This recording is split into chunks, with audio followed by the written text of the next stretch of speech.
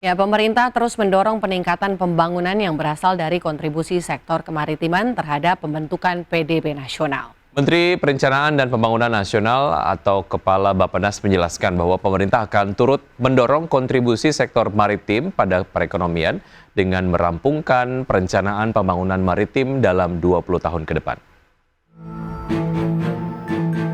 Pemerintah terus mendorong peningkatan kapasitas pembangunan yang berasal dari sektor maritim. Menteri PPN dan Kepala Bappenas Suharso Monoarfa menjelaskan bahwa visi Indonesia sebagai negara maritim harus mampu dimanfaatkan secara optimal. Pemanfaatan tersebut mencangkup ruang dan seluruh sumber daya secara berkelanjutan dengan leading sektor berbasis kelautan.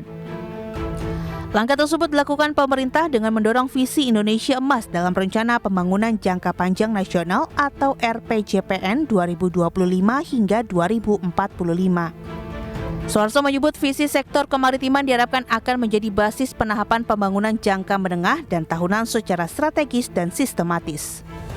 RPJPN 2045 juga disebut sebagai upaya Indonesia memenuhi komitmen global, termasuk mencapai tujuan pembangunan berkelanjutan pada tahun 2030 dan net zero emission pada tahun 2060 atau lebih cepat.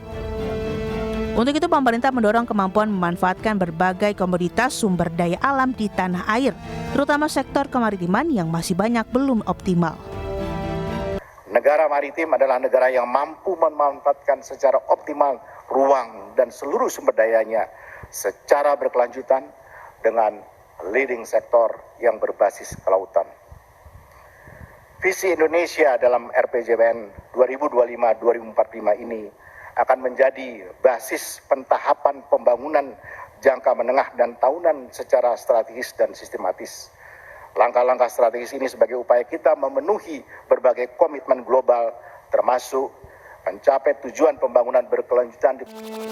Bappenas yakin pengembangan pembangunan jangka panjang di sektor maritim akan meningkatkan kapasitas pengelolaan kekayaan laut nasional. Apalagi Indonesia memiliki pulau alur laut yang menjadi jalur distribusi penting perdagangan internasional, sehingga perlu peningkatan dorongan pembangunan pemanfaatan industri kemaritiman yang baru menyumbang PDB sekitar lebih dari 2%. Dari Jakarta, Rajo Patmo, IDX Channel.